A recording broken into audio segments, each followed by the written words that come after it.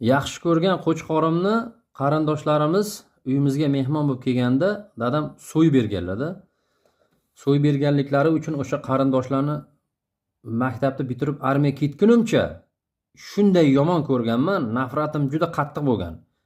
Chunki u o'sha hayvonga juda mehrim baland bo'lgan. Uydan nonni bekitib, choponimni orasiga tiqib, o'zimga emas, o'sha qo'chqorga olib borib berardim.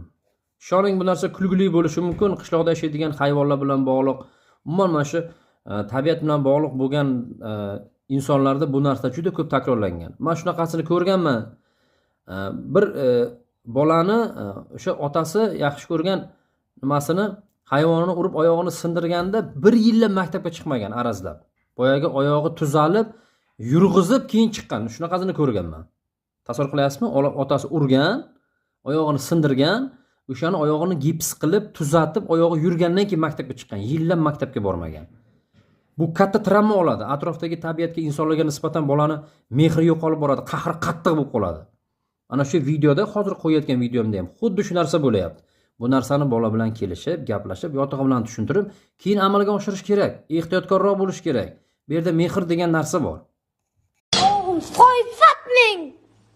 Sorpag'im ushmasin.